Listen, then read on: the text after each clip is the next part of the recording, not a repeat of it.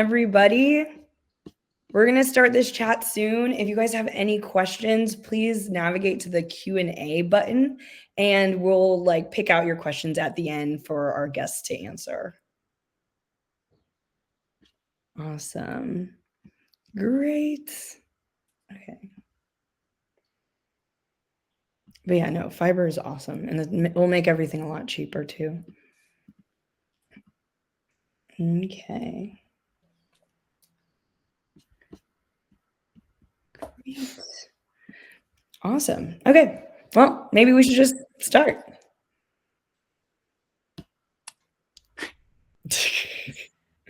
Okay. Welcome, everybody. This is going to be a fireside chat for talking about the K-pop Demon Hunters movie on Netflix. We have Nathan Schauf and Michael Babcock.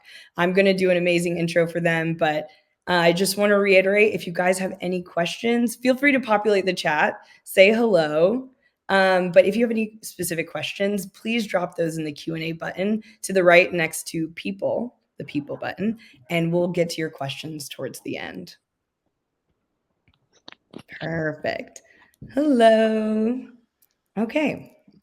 So Nathan Schauf is a lead editor at Sony Pictures Animation. His most recent project is the global hit K-pop Demon Hunters on Netflix. He has contributed to many high-profile animated films such as Household Transylvania, Transformania, and Genndy Tartakovsky's upcoming R-rated comedy Fixed. With a diverse background spanning animation, gaming, virtual reality, and independent film, Nathan brings a unique perspective and vibrant style to every project he takes on. His creative range and hands-on approach continue to define his work in the ever-evolving world of animation. Michael Babcock is a talented re-recording mixer and sound designer whose work has shaped the sound and most iconic films of the last 20 years. From The Dark Knight, Inception, Dune Part 2, Michael has been part of award-winning sound teams that bring unforgettable, emotionally rich soundscapes to life on screen.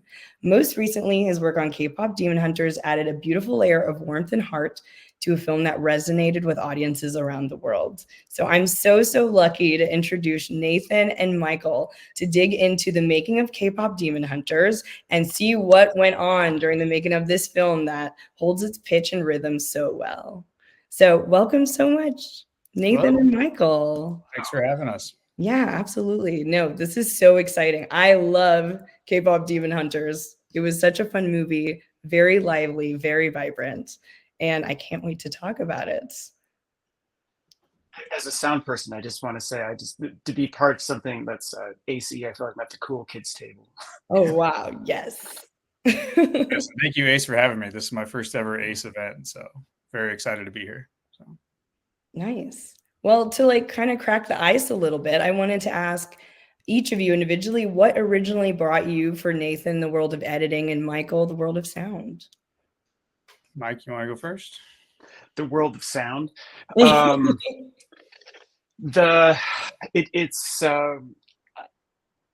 I ended up doing this because I pursued the right and the left brain in my life. Yeah. In that I went to music school and I also had an engineering degree. And the engineering degree actually has something to do with also music engineering. And that led me pretty directly and actually pretty fast to this line of work. I was doing music as a player and music as an engineer and learning about electrical engineering also. And was actually hired out of college to do this. So this I've ended up kind of doing exactly what I probably should be doing with my life. That's kind of the same for me, because it all started, back when my dad brought home a camcorder, probably late 80s, early 90s.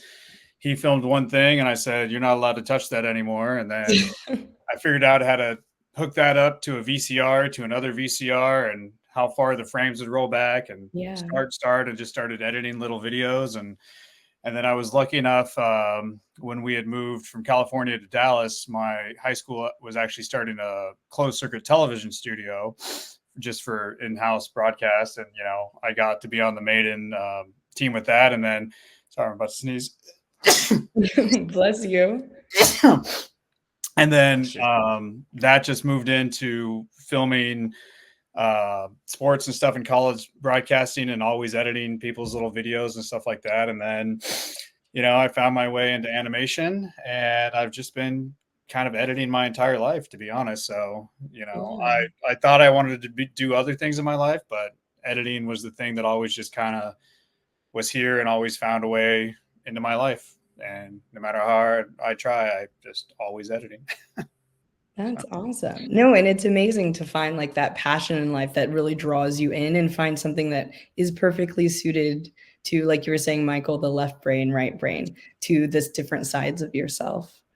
Well, I wanted to kind of ask, we had previously talked about how K-pop Demon Hunters specifically has this unique tone. Like, it's smart, kind, emotional, sweet, but not too sweet. How do you think the film as a whole, and especially y'all's roles in it, kind of contributed to setting and straddling that perfect tone? I know that's a really wide question. Y'all can like tackle at it any way you want. Mike, you want to go, or you want me to go? Actually, you should go with that one. In many ways, you set the tone. Yeah. Could you just repeat the first part of that question again? Yeah, no, absolutely. The film has a really unique tone, and it like kind of straddles not being too sweet and not being too cheesy, but really heartfelt and emotional. How did you guys get to that place in making sure that it hit the right beats? I think the simplest answer is that we have three very unique characters. Yeah. And within those three characters, they all have personality traits and mannerisms and their own brand of humor and things they've gone to that I think most people can relate to. No matter where you come from or what type of person you are, there are things you assimilate with each one of those characters. It might not be all from one or one from another or the one thing. So in order to get the tone right, we had to have a nice balance of all that kind of stuff. And I think what worked really well in our favor is that for the Huntrix, they were three very unique people. And so we had opportunities for whatever we needed the joke to be, how the scene needed to fill, if it was more dramatic, if it was more comedic, if it was action, or if it was a song. We had the opportunity for whoever needed to say something. If it needed to be funny, Zoe's very funny. If it needed to be very serious, we had someone like Mira.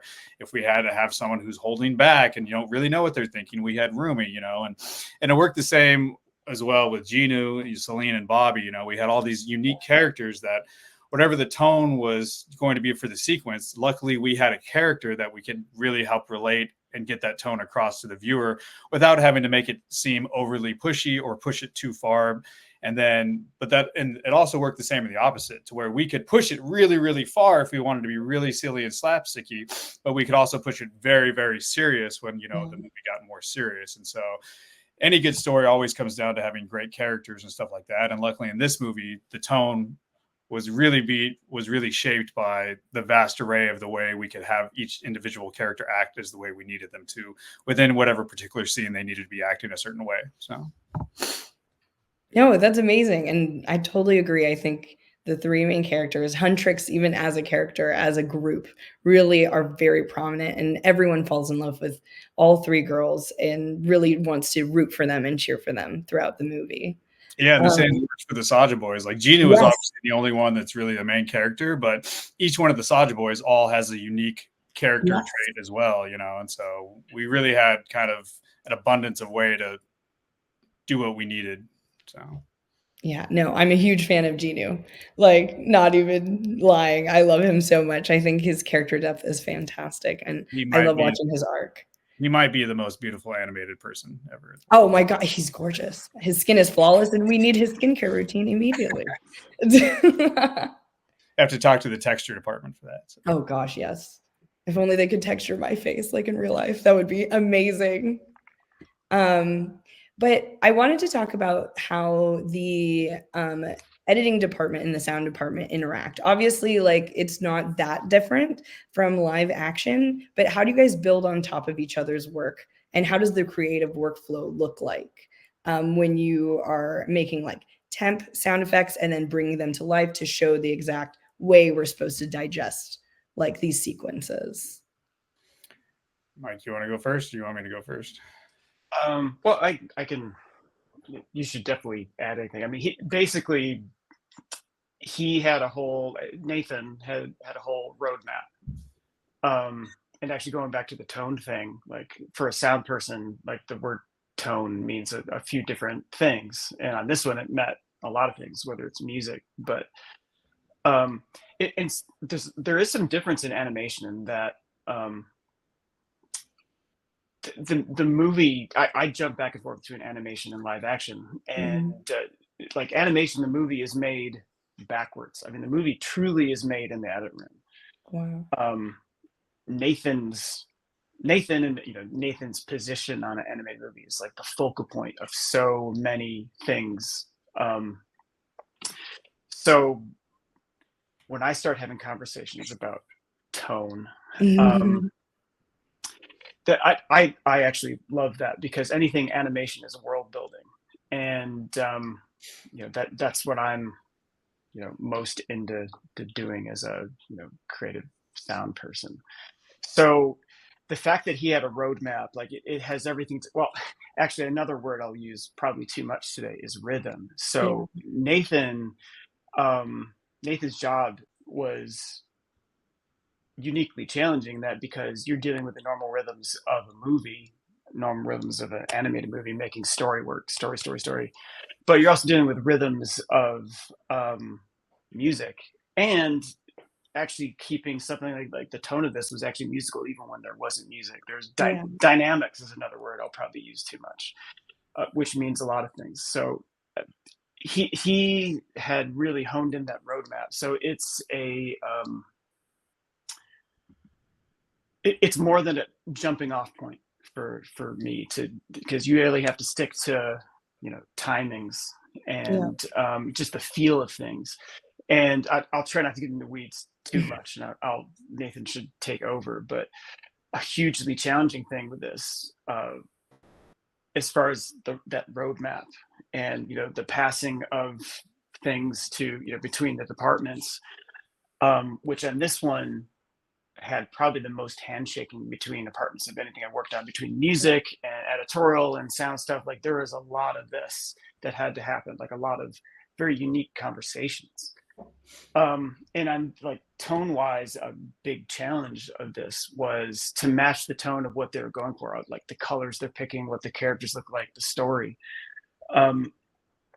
It was a unique process to find sounds that I can get into music derivative stuff, I guess, at another time. But the you're gonna get planes somewhere. This is being a sound guy. We get distracted. There's an air show going outside. Awesome. Got to record that stuff. Coming up with new sounds, like sounds like magical. There's a lot of magic in this, and there's a lot of warmth in the story. There's a lot of warmth in the characters, but there's also, they're like badass demon hunters. So you can't just make things that sound cute. And you also, and this is something particularly the directors, Maggie and Chris, are really concerned about. They didn't want to make it too scary either, but you can't make it too cute because then it's not cool. So finding that balance of what was a unique and fun challenge. Sorry, Nathan, you should. Oh, no. Well, one of the things that, one of the reasons we work so well together is that, one, these movies cannot be made unless you have great communication between the stage. And just like Mike said, we weren't just getting stuff from one sound team. We had numerous different producers and sound teams and the Black Label working on numerous different songs. And so we would have to have meetings with all the sound people. We would get them into edit. And then once they were approved in edit, then we would have to resend to Mike. And then it was the same thing with some of the other departments. And the key to all that is having amazing assistants and, and making sure that when my assistants send to Mike, they're sent the exact same way the entire time. So he knows these tracks are this, these tracks are this. But on a more creative level, what always happens, when Mike came on, it was like, all right, let's go through the reels. Let's have a spotting session. What are you thinking here? What are you thinking here? And then when I would be on the stage with Mike, we would just have very great long conversations about, all right, what about this? Do they love this? And I'm like, this is as temp can get. If you can create whatever you think is this, like all my sound is just the roadmap, make it as great as you can hear. And Mike having such a great musical background is that a lot of the sound effects are music driven. A lot of the sound design actually comes from musical instruments, and a lot of music instruments that are specific to Korea.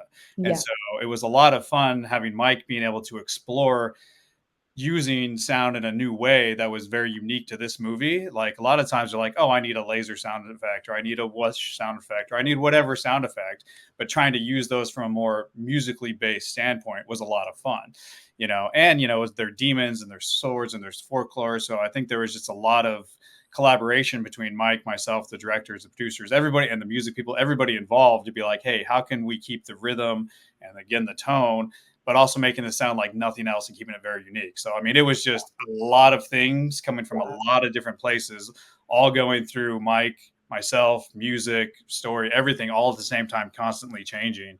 And so it was just a very extremely collaborative situation to where everyone was so uniquely trying to do something new for the first time. And you can talk to anyone on this film and they'll be like, I had never done things in this way before. Like, oh, this is a situation I haven't been in before. This is a unique way of doing things, you know. And not to say that wasn't challenging. It was the most challenging movie I've ever worked on. And sometimes the most creative things call for that, because you have to think of ways of doing things you've done 100 times before, but in a new way, you know, which can be very, very challenging. So. No, absolutely. And I think like bringing back that point of like the uniqueness of this movie, like it's a niche, like K-pop is like specific to like Korea and is a genre of music. I wanted to kind of talk about what was your relationship to K-pop before you started, and then what kind of journey with, because you guys are musicians or music aficionados and are really like in touch with your music spirit. How did you guys explore K-pop as a genre on your own, and how did that inform you working on this movie? And do you guys like K-pop? Well, by the way, if I react wrongly, it's because you guys are frozen, and hopefully I'm not frozen to everyone else. You're not frozen. All right, good. I actually listened to K-pop before for a different reason. I listen to all kinds of music. I am a musician, or in another life I was actually a serious musician. But I will listen to K-pop. I actually listen to any music because there's something in the production of it, or like a really good mix. I'll actually listen to some weird music just because the mix is really good. So that was a lot of my relationship with K-pop actually had to do with that. I didn't actually realize, I don't know if I should admit this, but like Gangnam Style is actually considered K-pop. Oh my gosh, I didn't know that. And like that song set me down a little bit of a path. Like I put that into a movie 10 years ago, and just the sound of that. I mean, it's such a catchy, like hilarious, great song. But the sound of that song, the production of that song is so good, and you kind of get to hear it when you're in a big theater putting it in there. So that actually sent me down to actually listen to K-pop stuff just for the sake of I'd like to keep up with what engineers are doing and producers are doing, and just like listening to good sound mixes in general. Yeah, totally. I had known and listened to, you know, the bigger K-pop stuff like Blackpink, BTS, Stray Kids a little later back in the day, stuff like that. But the thing that was so exciting for me was that not only just to discover all these other K-pop bands that we would constantly listen, we actually had a shared Spotify playlist between me and the producers and directors that we would put stuff off all the time. So, and I would every week to work, you know, I'd be listening to the top K-pop hits and stuff like that. But the fun thing for this movie was when we were trying to do needle drops in the film and other just music in general, it sent me down a whole, you know, wormhole of just Korean music. I found some really great music from like the 60s and the 70s, like the Kim sisters. And then I ended up finding all these like death metal Korean bands like Nine Sin and a few others. And so I had just actually started listening to all types of Korean music altogether. And that spread out to, you know, Chinese music and Japanese music and all these other Asian countries that have all these other same type of genres that we have that you just don't really think like, oh, there's metal bands in other countries. And of course there's music all over the world. And so through K-pop, I actually found so much more other Korean music and Korean bands and stuff like that, which was really cool, you know? So it was kind of like a musical education in Korean music all the way post World War II up until now for the most part. So that's awesome. And then of course, you know, I'm like, my daughter's now gone to a Blackpink show. Yes. I mean, it follows me everywhere I go. I get text messages and Instagrams every day of like, hey, they're playing K-pop at the bowling alley or wherever somebody is. So can't escape. And now that your daughter's a fan, it's going to continue like that forever. You're locked in now. Oh, every time we're in the car, we play a game. We put on the K-pop soundtrack and hit random, and you have to guess what song is going to come on first. You know. Oh, nice! Oh, that's so cute. It'll be forever. So. No, absolutely. And I think I wanted to ask you this question, Nathan, in terms of how you kind of approach these action scenes that are like littered throughout the movie, because not only are they like full of punch, wit, and silliness, they feel very like inspired by like the, you know, the slow-mos of like K-dramas and like the silly K-pop like idol interviews that like carrying that same type of comedy. How did you like blend all that together to make these amazing action scenes? I mean, I watched a lot of K-dramas just to see kind of how they're made, and like, and you'll notice even the way our movie is shot, we used more of an Alexa camera that has a really large depth of field and or depth of focus, and so you get these really blurry backgrounds than a lot of our, like in the scene Free and a few other things. It really looks like it was shot for a K-drama, which is what we're going for. It was very challenging because, you know, we didn't have these songs when the movie started. We're just using temp songs. We're using things just, you know, to get the tone right, you know, and the feeling and stuff like that. And so, and these animated movies, you know, it's not, here's a script, go. The script is constantly being rewritten, you know, characters are coming, characters are going. They're never, you know, it's constantly evolving as the story gets along, and you'll have audience screenings, and there's, you know, notes from different executives, and sometimes things aren't working. And so this movie, as I said earlier, was the hardest thing I've ever done, because you take the opening sequence, well, not the opening sequence, but how it's done on the plane. You know, we have to tell these people the story, the personalities of these girls. They're demon hunters, and they're actually going to perform their last show of the tour. So it's action, story, frenetic pacing, pauses.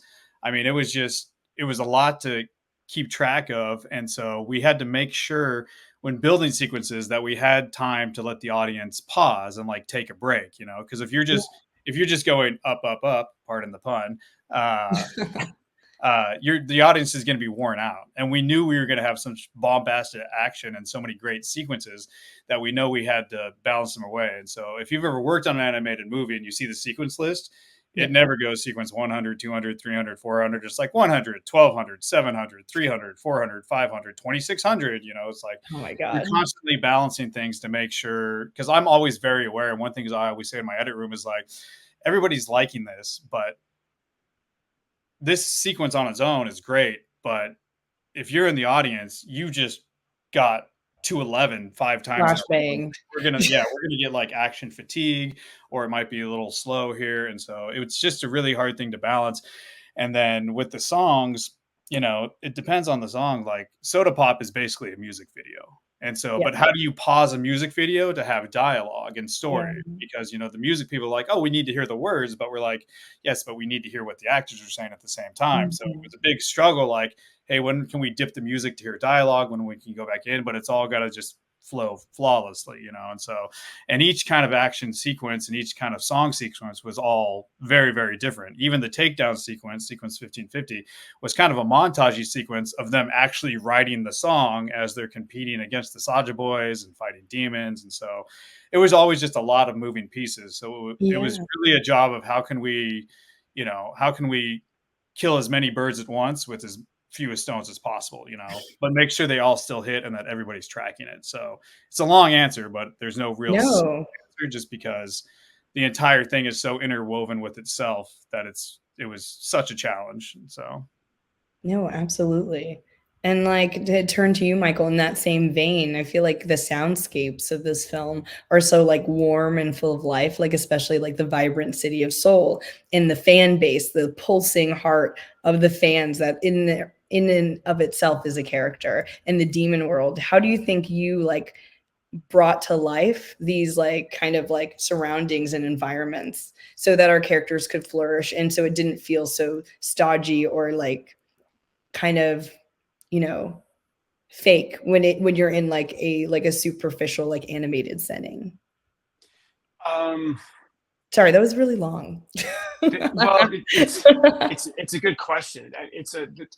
As like the as a creative person, I needed you have to, you're world building, so you have to build like a sound vocabulary. Yeah. And music, the songs are a central focal point, but like one of the first conversations I had was, we don't want this to sound, they didn't want to reference any other work, musicals or anything. And they wanted to flirt with the line of, sound design is augmenting music in places.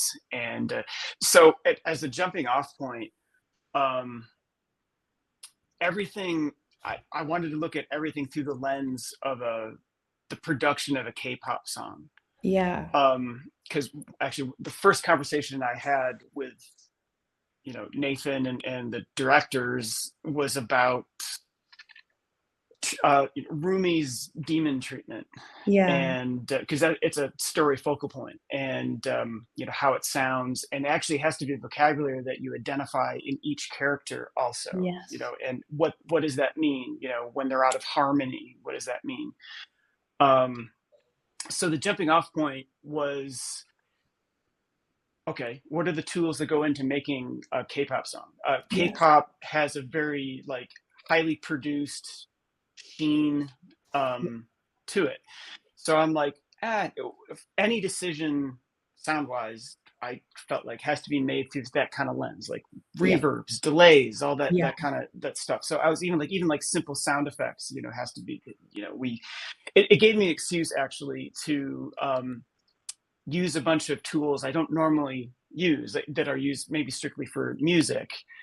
And so everything had to be, literally everything had to be in rhythm. If they had a chance of playing with the songs, everything had to be pitched to the music.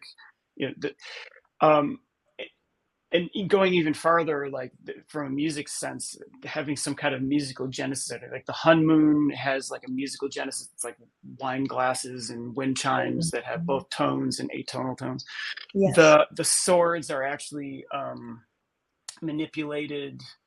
I went on Amazon and bought a bunch of tuning forks. And so everything I just felt like everything had to go through that lens. And actually, I just, as a very quick side story, that during that first conversation with the directors, I actually brought up that, like, if we're going to talk about treatments, like vocal treatments, that should apply to everything across the board, for the dialogue, for the music, for the sound effects, whatever. And they were kind of ahead of me on that one. They gave me a playlist of performances or of songs that had like vocal performances that they were inspired by. And not all of it was K-pop. Like there was a Billie Eilish tune in there. There was some obscure artists that I can't remember off the top of my head that I'd never heard of before, but they had some kind of interesting vocal performance. And then they were like manipulated in the computer with their auto tune or stuttering, like. And that was a really good jumping off point to just kind of start building the vocabulary. So, yeah. No, that's amazing. No, and it definitely has felt like it's so interesting, like Nathan, you were saying that like there were, or both of y'all actually said it, like that there was no references for this movie, and saying like how there's a unique feeling to this. Like you were saying, Michael, like you're pulling from inspiration, but you're making something completely new. You're making like a K-pop song in the form of a movie, which is a very daunting task. But in a previous like chat, Michael, you mentioned that this was a really unique experience on this film because all of these decisions were being made from a point of emotion. Can you like elaborate on that? Yeah, it's something that it's why this one's going to stay special to me for the rest of my career. You'd think this is something that happens more often, but I feel like most deliberate decisions, particularly when we got to the final sound mix, but like when we were talking about tunes and how they played, putting sound design with those tunes, putting sound design in general. So many decisions were made from emotional reactions. Like we were having conversations, like how do you feel about that? How does that feel? Like, I mean, this is, and that, believe it or not, that's something that doesn't happen as often as you think it would. And sometimes for good, very, reasonable and, you know, making the sausage reasons to clarify a story or whatever. But to work on something when literally like people are really connecting their emotions and parts of our, you know, we're giving up parts of our lives to be invested in it in some way. Because for me personally, like music is something that is very much an attachment to something that keeps me relatively sane in this world. So when you're combining all these worlds and people are like, it's like, how does that feel? Like, how, like this is, oh yeah, like, can we go farther? Like that is something really special and unique. And this group of people was very open at the same time. And that was the thing. You know, when the agreement happened, it was based on emotion, and that is not always the case. Yeah, I would just second everything you just said, Mike. Like on the soundstage and the editing room and story meetings and that just wasn't in our two departments. It was in animation, layout, lighting, like everything went into. It's not so much how does this one. I really want this thing to look like this, or I want it to do this. It was all about is this having us? Is this taking the?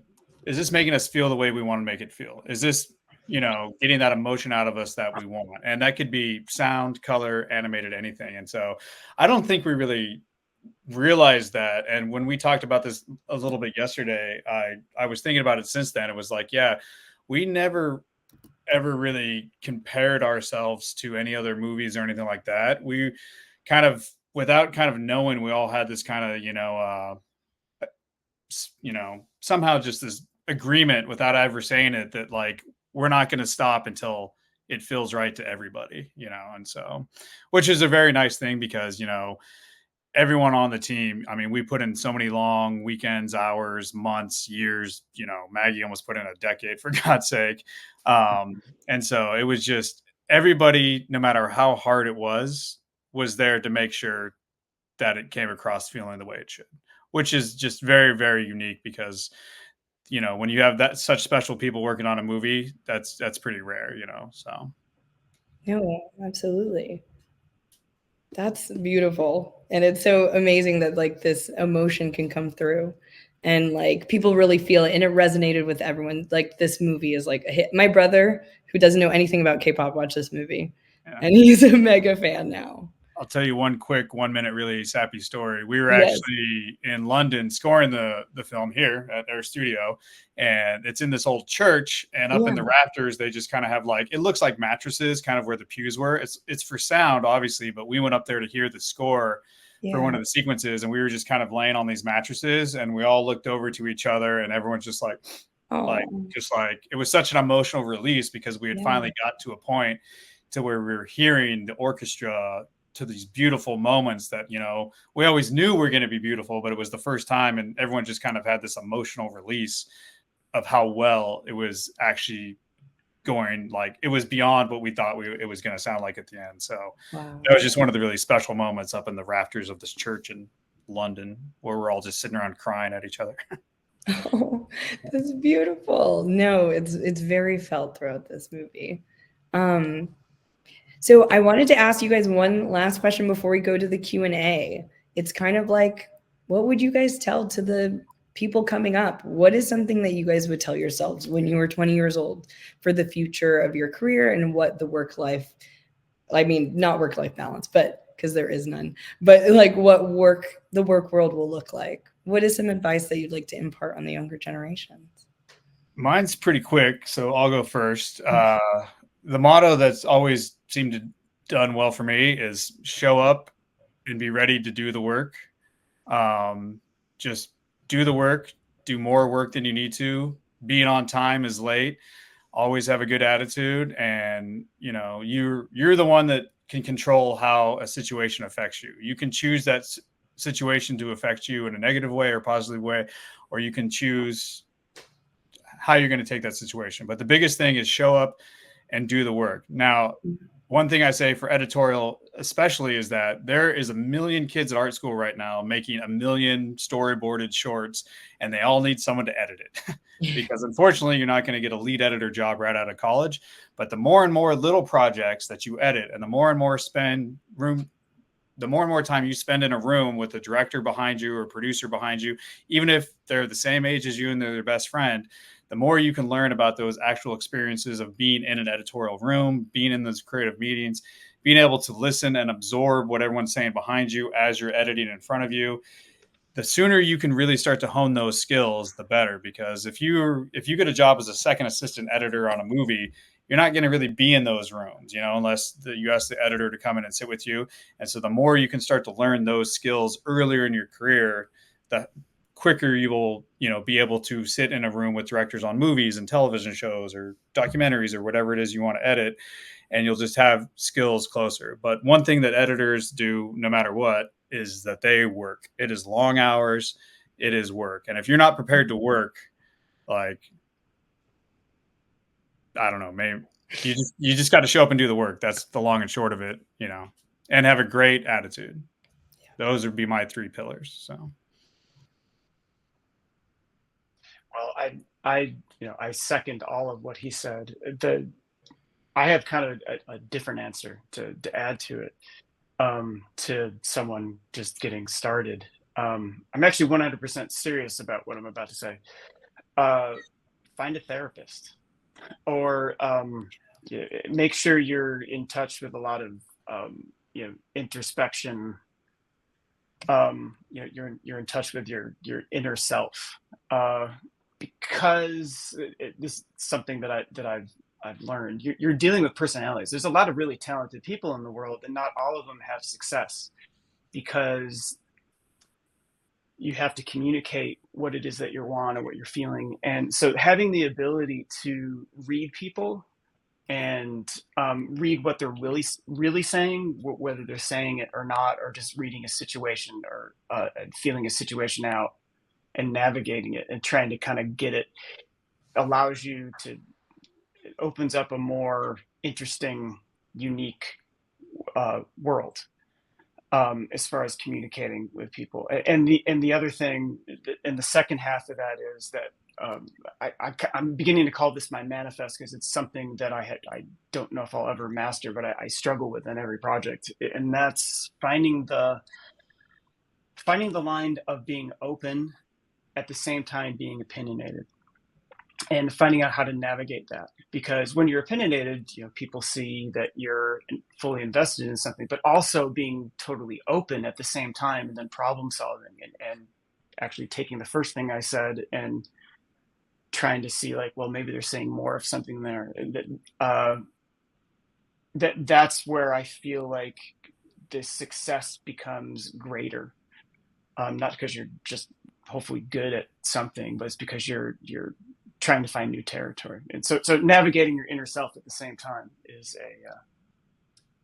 a big one. No, amazing. That's really, really great advice that people can take with them, and is practical and applicable, which is the most important part of advice. But I wanted to dig into the Q&A section and see a couple questions if you guys could take the time to answer. First, we have one from Matt Yen saying, how does editing an animated film versus an animated musical film differ? Is it similar? Is the approach different? How did you handle that, Nathan? It's very different. And as someone who had never edited a musical before, it was a lot of new challenges. I mean, I'd had a few movies with a couple of bespoke songs here and there, but nothing that was a musical. And one thing we always said throughout this production was, it's a musical, but it's not a musical, because there's a difference between diegetic songs and non-diegetic songs. It's like when the actors are singing and you can hear the song going on in the movie, and then, there's others where they can't hear the music and it's just playing over it and stuff like that. And so we always said it's a musical, but it's a musical that's not a musical, because the music was as part as the story itself. Like the music had to seal the Han Moon. So the music as itself was actually another part of the story and a character. But the biggest difference is, if you edit a normal animated movie, you're going to have all the same challenges and everything as you will on like a normal movie, story, pacing, that kind of stuff. But when it's so musically inspired, you have to find ways to make sure that the story comes through in the music as clearly and concise as possible. Because if you listen to any of the words to any of the songs, they're all 100% about what the characters are feeling, their needs, their wants, what's going on, what they want the audience to do. Like in Your Idol, they're literally singing to the audience what they're going to do to them, And so we had to find a lot of really, really clever ways. And the hardest thing about that was, the story is always evolving on these. And anytime we changed the story, we'd have to go to the music people and be like, hey, those lyrics you wrote and the harmony and the rhythm, or this bridge section that does this. Yeah, that doesn't happen in the movie anymore, And so it's just a lot of back and forth and moving parts. And on top of that, like people can get song fatigues. Like I'm sure everyone's watched a movie where they're like, oh my God, is it another song? We just had a song like one scene ago. And so being able to have them spaced out enough to where you don't feel like it's a musical, but when a song comes on, to keep that song engaging as opposed to just having a scene with people interacting about it. There was a lot of challenges. And then on top of that, we had a lot of action sequences and other sequences that just had normal music or needle drops or anything else that we also had to get in. So there is a lot of music in the movie that isn't even the music from the Huntrix or the Saja Boys. So we tried to use it in as many different ways as we could to make sure that it just didn't feel like song, action, drama, song. We really wanted to make everything very unique. And in a normal animated film, depending on what the film is, you have your ebbs and flows of what you need: character, action, dramatic, whatever the type of the movie is. And those are kind of the challenges of every movie. So in a musical, you just have to take so many more things into consideration. And so I think musicals can be much, much more challenging than normal films. But again, this is the only one I've made, so I'm only basing it on K-pop. There could be musicals or another editor says the exact opposite of what I just said, but that's just coming from my experience on K-pop. So. No, absolutely. That sounds so like particular to this specific movie, but I totally understand the point of like music fatigue, and you don't feel it in this one. It felt like everything was deliberate, and the balance of music versus non-music or music versus produced music, it really hit that sweet spot. Okay. And the next question for Michael is from Hope Miller. What is the story between the Saja Boys sound effect flourish whenever we see them come on screen? And what was like the inspiration between the Saja Boys and that specific sound effect, tying them up together? I wonder if are they talking about like the portal kind of thing when they appear? Or are they talking about when they say in the first sequence when they're saying a demon boy band? What makes you think that's going to work? And I'll go, ooh, yeah. I think it's that one, or even when they like do the slow hair flip behind themselves to like see who they are. Oh, Hope says that one. The one that you said. Right? Yeah. Yes. People are making that their sound effect in their Teslas when they unlock the door.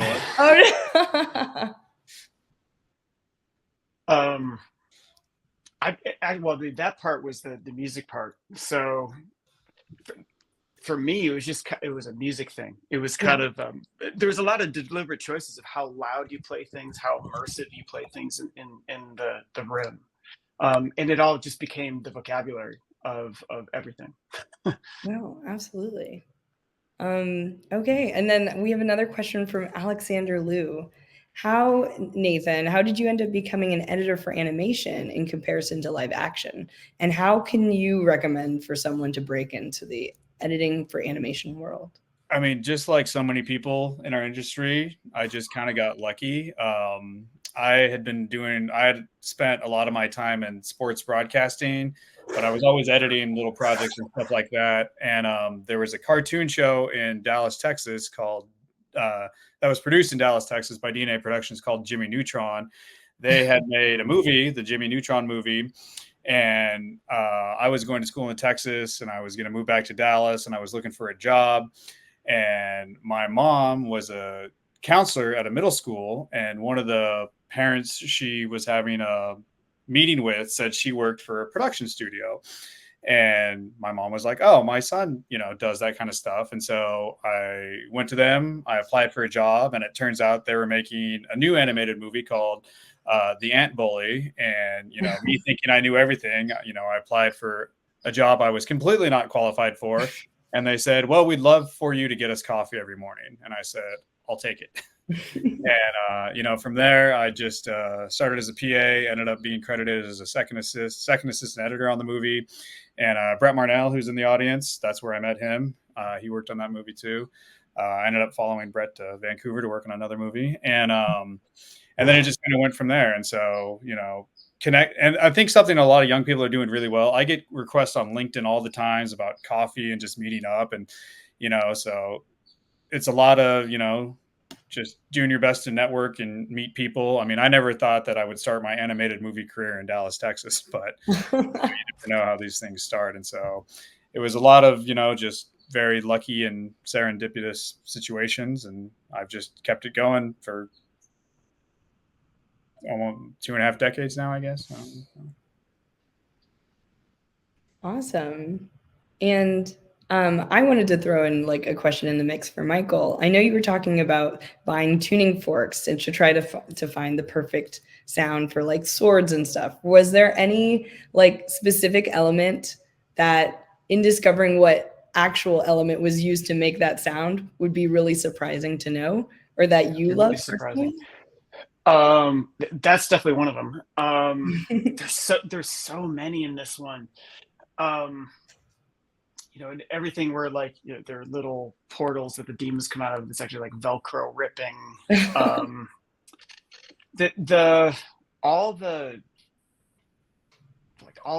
Everything is in rhythm. Yes. Everything is either pitched or in rhythm. Like all the the 80,000 people in the stadium. We have some special software that actually turned our group people into, 18 people into 80,000. Wow. And just everything had to go through that lens. The tuning fork is the most kind of like obvious one. It's trying to find an organic genesis that you can manipulate, so it doesn't sound too.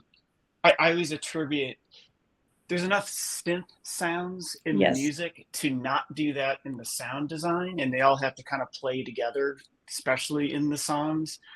So it's always, for me, always trying to find some organic thing that you record. Everything. There are a lot of instrument recording this, where there's, bass drums are used to like hit cuts, that kind of stuff. I'll stick with that. Yeah, right there. Yes. No, that's amazing. No, definitely, because I feel like the soundscape is so lively and very particular, and all of the funny, silly sounds. I have one. And I actually really love this. So Derpy. So it goes back to that cute, warm thing. Derpy, yes. Derpy's footsteps had to be like heavy because it's a big thing, but like he's kind of this cute, fluffy thing. Derpy's footsteps are pillow hits. Oh my gosh, I love that so much. Derpy is such a cute character and kind of scary, like, but still very adorable with his giant glowing eyes. And really, like, we haven't talked much about Marcello, but like his score, like, really walked that line between, not too cute and deep, but also not scary. It's immersive in a different way. Like his score is beautiful. Huge shout out to Marcello. He came on very late into the project and he hit it out of the park on the first try. So no, it was fabulous. I love the score. Like, in the music, the score, the sound effects, the editing, the pacing, everything really came all together in a harmony. That was amazing. That made the amazing movie K-Pop Demon Hunters. I wanted to ask you guys if you had anything else you'd like to share with our amazing audience before we finish. Any other elements of advice or things that you really noticed or loved about being a part of this amazing project? I'll go first, because since Nathan's the editor, he should go last. A couple quick things that a a micro thing than a big thing. The micro thing, the bathhouse scene. There's a bathhouse battle scene where the score is, but it's an huge action scene. That in my entire career might be the closest I've come to kind of breaking this rule of having too much sound on screen. Wow. And successfully getting away with it, because you have to hear the dialogue, you have to hear the badassery of them, kicking butt. So all those sound design elements had to work with the score and with the music in time and in pitch and all that kind of stuff. And you're just making these, like I'm very, as when I put my sound mixer hat on, I'm very sensitive to hearing any kind of mix move. Yeah. So I'm always looking for something to hide behind, to the point where I drive myself crazy. And so that scene, that's the closest I've gotten to. There's some rule, I think Walter Murch may have come up with it. It's like the 2.5 rule. You have like 4 elements that you can play. You can play dialogue, you can play music, you can play sound effects, you can play backgrounds. And to make a mix work cleanly, you're allowed like 2.5 of those things. And I think we may have hit over 3 in a few places in this movie, and made it work. Yeah. So we either broke the rule or got very close to breaking the rule tastefully, without the audience being too consumed by it. And then I guess the thing that's special about this for me is that anytime I'm able to kind of marry my film world with music world and work with really talented people doing those things, it just means the most to me. It's more than a job. So yeah, I'll hand over to Nathan. I'm going to give Mike a huge shout out too, because that bathhouse sequence, I think it was the last sequence at the end of Reel 2. He hit it out of the park, because I don't really remember going into that one too much. But even on top of that, when we were in, the big soundstage on the Sony main lot, we played it back for all, the highest executives, for everybody. We played the whole movie back. Yeah. And we had blocked out like 8 hours. Oh my God. 3 notes. Jesus. Yeah. And 8 hours. Oh yeah, those are simple. I can take care of those like in like 5 minutes. And so then it was funny, because we had this, however many people were there, like 50, 60 people. And everyone just kind of was standing around going like, well, this has never really happened before. And then you just hear this pop of champagne, and we're like, oh, sweet, we're done. So, I think it's the best playback I've ever had in my career. Maybe because I was just heightened, because there's so much that went into getting to that day. Yeah. But that was a good day. Yeah. I'm sorry, I forgot the question, Annabelle. No, you're fine. I just was there any standout moments, like being part of this team making this movie, that you remember really fondly? Or, well, I kind of touched on the one when we were like, I'm not crying, you're crying. This whole church. I think for me, it was kind of the moment I just talked about as well, with not having any notes, because this movie, everyone went through a lot. We had regime changes, we had changes in story, we had a writer's strike, we had an actor's strike, we had a concept nobody really knew what it was. And so I think the thing that stands out for me globally about this project is that this project kind of breaks the mold for Hollywood animated movies. You can have a crazy title about something you don't know anything about, and those people are hunting demons you don't know anything about from a completely different world you know nothing about, but everyone can still enjoy it and love it all at the same time. And so it's such a unique concept, and people are like, K-pop demon hunters, what the hell is that? And then they watch it 30 times. And so I really hope this is kind of like a better example for Hollywood of like, hey, we don't have to just make the formula over and over and over again. Like, there are so many unique stories in the world that no one has any idea that have been told, that everyone can enjoy. You don't have to be from Korea to like K-pop. You don't have to be here from there to like this. This is like, let's just try to make great stories that haven't been told before. And so I'm hoping, and especially in the medium of animation, where the sky is the limit. So I think that's my favorite thing about it, that no matter who you are or where you come from or where you live, everybody seems to be enjoying this movie, which is very, very special. No, absolutely. And on a final note, I think someone from the Q&A is definitely asking about a big playlist of Korean music faves that you came across during this process. And if that already exists, I think we'd love access to it. I wasn't the moderator of it, so I don't know. But I'll have to. We'll dig around and find it. Mine turned into a lot of death metal, so I don't know. Hey, Korean death metal? I think we all need some. I mean, it'll wake you up in the morning when you're sitting on the 405. So yeah, what is it? Is it baby metal? That baby metal. Yeah, well, there's baby metal, death metal, pretty fun. Metal. Yeah, it's good. I mean, I would just chat GPT Korean music, and like I said, like I listened to everything starting kind of post World War II, and there's some great stuff, and you see the similarities, of the way music was popular through the 60s and the 70s and the types of music, it was all, everyone was going through the same waves of music stylistically and pushing boundaries and all types of different stuff. So unfortunately, I don't have no worries playlist, but just assume it was everything ever made. So I think that's a good place to start. Yeah. But if you do like death metal, the two I listened to the most were Ninawi. I don't know if I'm spelling it right. S-I-N or Sinawi, S-I-N-A-W-E, and then 9 sin, like the number 9, and then sin, like you've been bad and have to go to church or something. I'm so in.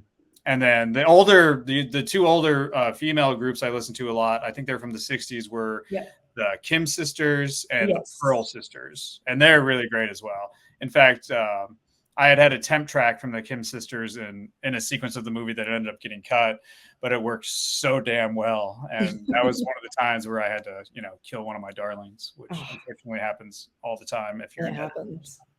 But at least you knew it existed. That's what matters. Well, yeah, now it's on my liked playlist of, that has 10,000 other songs on it as well. So. Amazing. Well, thank you so much, Nathan and Michael, for this amazing talk. It was really great digging into what K-pop Demon Hunters was and what was happening behind the scenes. And as a K-pop Demon Hunter fan, this was so amazing and inspiring, and learning about the emotion, the music, the sound effects, the cutting, the pacing, the rhythm, all of the elements that really came into making this movie feel and embody what K-pop is. So thank you guys so much for coming. And thank you everybody who is watching our amazing live and for your wonderful questions. And I hope you guys have a great rest of y'all's day. Thank you so much. Thanks for joining, and thank you. And thanks for having us. Yes, thanks so much. I think that's how we ended. I'm not sure. We didn't go over this part. I know. No one told me how to finish things, but thank you guys so much for coming. This was such a fun chat. I really appreciated it. Thank you. Thanks so much for doing it. It was thanks for letting the sound guy in. No. Thanks for letting the editor in. Do people usually lock the door and forget to put you guys on the guest list? No, it was great. Enjoy the rest of your weekends. Yeah, have a great rest of your weekend. Enjoy that birthday party. I know what kind of tequila to use now, to drink now, and have a great rest of y'all's day. Bye. See you, Mike. See ya.